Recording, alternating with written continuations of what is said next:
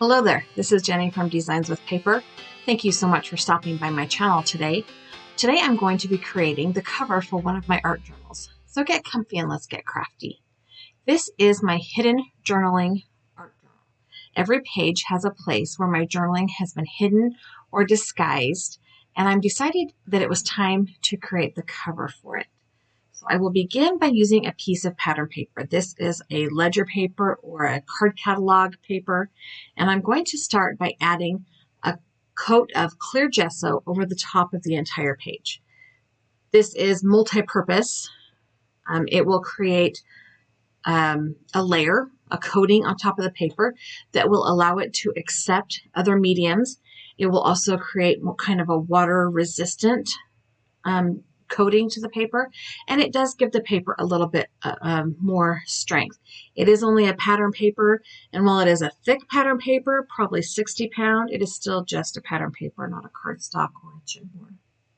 Once I have the gesso put on the entire front of the page, I am going to go ahead and clean up my placemat or my desktop and then heat set it with my heat gun. I've also dug through my paper, my pattern paper, and found this piece that has a butterfly and a leaf and a flower in the top corner, and I am going to tear that apart. I'm not looking for clean edges except for on that left-hand side because it's going to go right against the left-hand side. I'm just tearing around it. Kind of close, but not exact.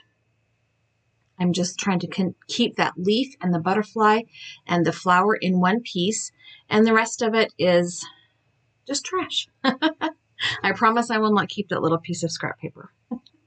Once I have that all torn around the edges, my plan was to put it up in the top left-hand corner, and then I decided I wanted that number to show on my card catalog piece. So I will go ahead and tear the top of that element off and add it to the background as well. I'm going to adhere this with some gel medium. And once I have the flower and the butterfly stuck down, I will add a layer of gel medium over the top as well. So one of the things in this journal is that I incorporate some kind of journaling. It is usually about how I am feeling on that specific day or feeling about a specific thing. And I did create that sloth page just a couple weeks ago, and I will go ahead and link that down below so that you can find that. I'll also put it in one of the cards at the end of the video so you can see how I've hidden my journaling. And there's lots of ways to hide the journaling. In this particular art journal, I want the journaling to be readable later by my children or whatever, unless they decide to just burn it, whatever. But it is not stuff I never want people to see. So the bottom of this paper also had these little yellow, I don't know, look like a crown kind of a lace doily pattern. And I decided to go ahead and tear those off as well and put them on the bottom right-hand side of the page. I'm a little off camera there, sorry. I'll push that paper up there in a minute so you can see what I'm doing. I'm going to adhere that down with the gel medium as well and just put a little bit of gel medium over the top. So my focal image here, or my cover here, will have a title that says Hidden Journaling. And I spent some time thinking about what I wanted on the front of my art journal for this particular art journal. I was kind of thinking of something a little bit clever, and my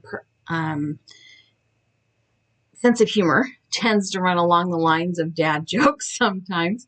So whether or not you all think it's clever, I think the cover turned out to be quite clever given what I am creating.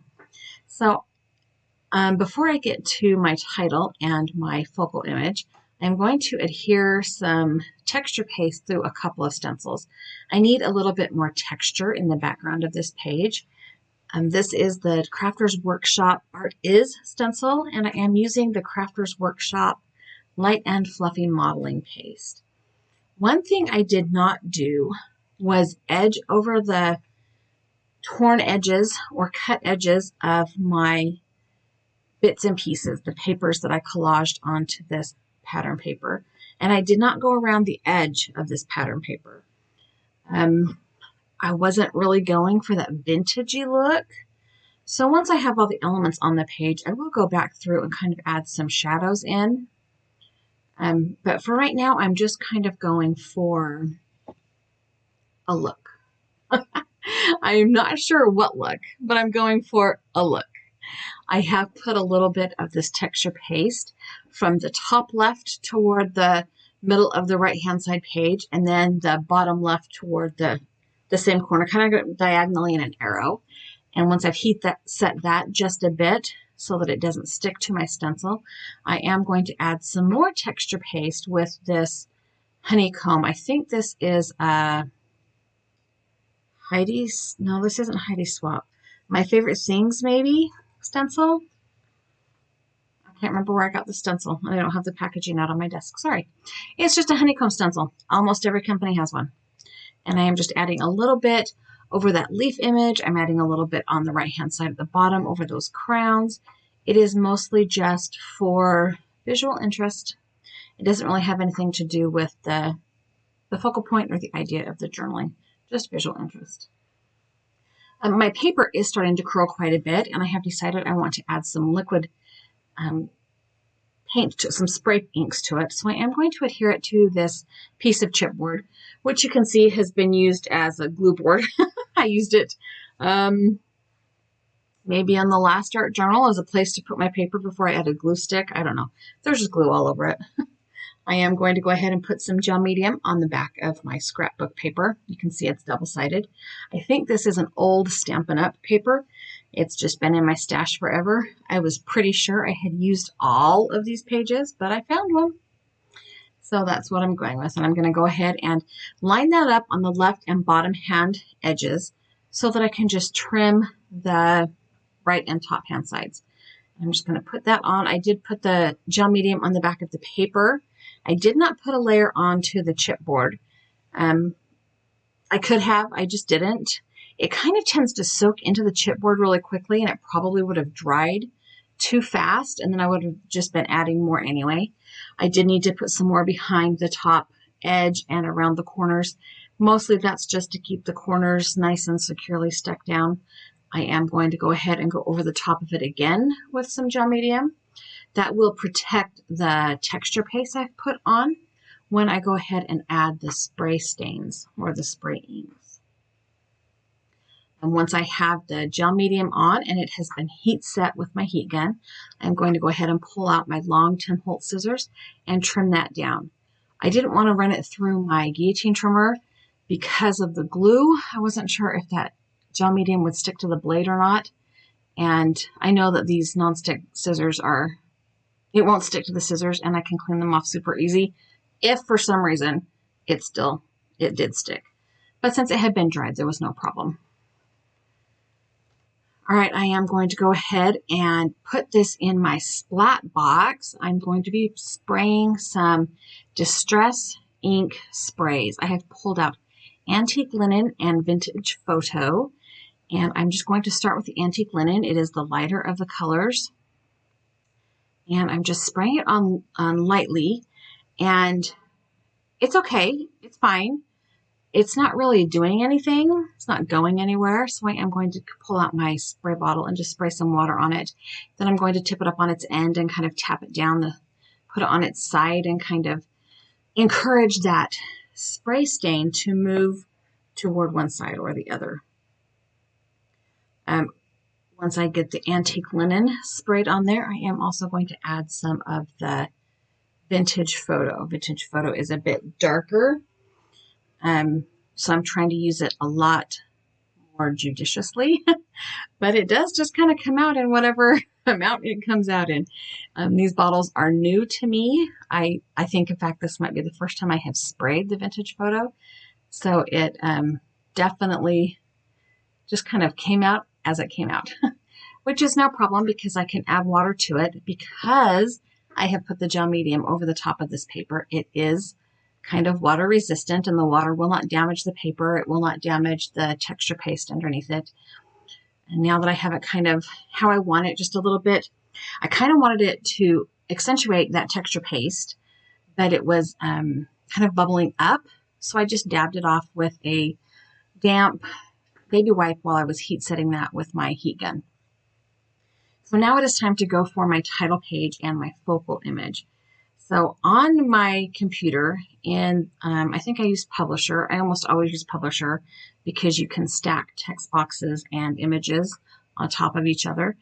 I typed up the phrase hidden journaling, and I made some of the letters in each word larger than the others because I have also print and cut out this magnifying glass. So here's the clever part. My idea was to put the title going underneath the magnifying glass with some of the letters then larger because they're being magnified. Yeah, see where I'm going there?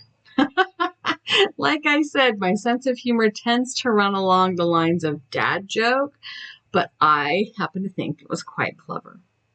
I have printed this just on a 24-pound copy paper, so it will hold up to the gel medium fairly well. And I am going to speed this up because it was a little bit fiddly getting it all lined up properly. But I'm going to speed this up and adhere the words and the magnifying glass. It did take me a minute because I was fiddling with it. I should have left it where I had it the first time, to be honest, but I felt like it needed to be moved, and I don't know. Yeah, I don't know. So I did cut apart and cut right around those words. I cut them into so that they were split apart between the larger letters and the smaller letters. When I created this on my computer, I just kind of put the word box on top of my magnifying glass image so that I could pick which letters to make larger than the others. And it worked. And then I cut it apart, and now it all just works great, except for I cannot get that ing to line up properly for the life of me. When I get it all down, eventually the I looks mostly covered up, but whatever, you get the gist. Hidden journaling, right? And if I was looking at a title through a magnifying glass, I might miss one part of one letter anyway. So no biggie. I kind of like how it turned out. I am going to adhere now my magnifying glass over the top of my page. I am just still using gel medium. I'm going super fast, obviously. And now that I have that all on there, it is time to add one more thing. I have printed off this super pretty butterfly. It is a purple, orange to yellow colored butterfly. And I'm going to place that butterfly right on the handle of my magnifying glass. Now, I fussy cut this butterfly out and did not fussy cut around the legs. So when my page is good and dry, I will have to go in and dry his little antenna and draw the little legs back on. But okay, real story, I'm probably going to forget, but that was my plan. My plan is to draw those back on once the cover is dry and everything is set. Hopefully I don't forget. I have gone ahead and sped up that drying process with my heat gun. And I need to knock that white copy paper into the background. So first I pulled out the antique linen distress spray and just stuck my brush right in it. And it just wasn't quite dark enough. Antique linen is quite pale, even at this strength. So I went ahead and got the vintage photo spray. And I'm going to stick my paintbrush right in it. And that's super dark. So I put a little puddle of water on my craft mat here and just dabbed my paintbrush in there. And it is darker than the background paper. It is darker than, but it's okay. It's not bright white. I'd rather have it slightly darker than white, because that just makes it jump right off the page. And while the title should jump, it probably shouldn't jump up and bite you. And I kind of felt like that white copy paper was doing just that, jumping up and biting me. All right, so now that I have my title has been pushed into the background, I'm going to clean up my mat here just a little bit. And then I need to dry this, but I decided to add just a little bit more water, and then I'm going to dry it. I'm trying to fade out that place where I dropped the spray stain the first time. And with the water and the baby wipe, I did get it back to where it's mostly one color. Okay, moving on. Now I'm going to heat set it, and I am flipping it over and heat setting the back to make sure that it is completely dry, or almost completely dry. And I've decided to bring in my Pip brush pens for some shadowing. The last couple art journal pages, I have been using my Derwent Inktense pencils, and I think they might be my favorite right now. They're a little bit easier to control. And these Pip brush pens, I have the old style, the big Bertha kind of ones, you know, with the big, huge brush tip. And it didn't give me very, I don't know what the right word is, petite shadows on my page. It took a little bit more fussing and a lot more wiping with my baby wipe. Oh my heavens, that word. My baby wipe today. So I don't know. It works. Yeah, the shadow makes the text box and the magnifying glass and the butterfly kind of jump up off the page. It also helps those layers that I added with the pattern paper jump up off the page. So it works. And I have, you know, a handful or you know, I don't know, I think I have 6 or 8 brush pens, and I will still use them, but I think that when I'm trying for something a little more delicate, I will probably go back to using my watercolor pencils or my Inktense pencils. So I did pull out my Inktense pencils to kind of make the butterfly pop again. Once I had that shadow added, the brown Pip pen did kind of dull that down. So Derwent Inktense pencils are a colored pencil that is actually, when you wet it down, ink. And once you've activated all the pigment, the pencil, the ink is permanent. So they are a really great item to have for art journaling, unless you want to be able to reactivate the pigment. But in this instance, I did not. So I used a yellow, I used a magenta, I used an orange, and I used a purple pencil to kind of bring that butterfly into a more vibrant colors again.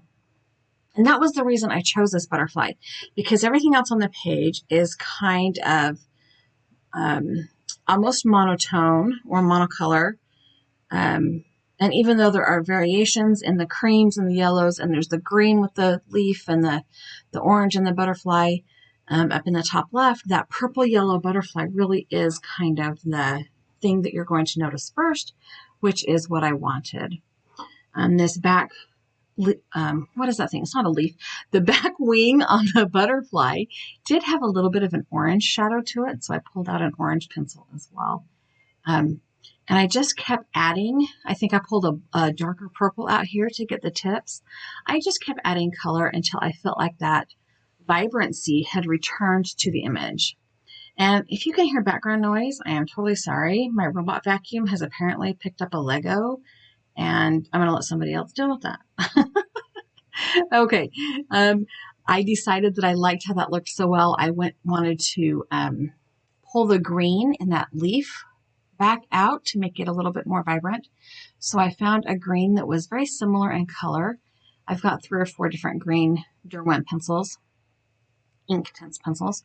And so I found one that was kind of similar to the color and kind of brought that green leaf back to the forefront again. And the same thing, because of the shadows that I created, it did kind of push it down and mute it a little bit. I did not worry about that butterfly, simply because that's not the butterfly I wanted to be the focal image on this page. I wanted that purple yellow butterfly to really be the thing that you saw. All right, so I'm going to zoom in here just a little bit. This is the cover for my Hidden Journaling art journal page. I hope you enjoyed watching this video today. Leave me a comment, leave me a thumbs up, let me know what you liked, what you didn't like. I do have a couple of close-up photos so that you can see the colors a little bit better. And I hope you have a really fabulous day.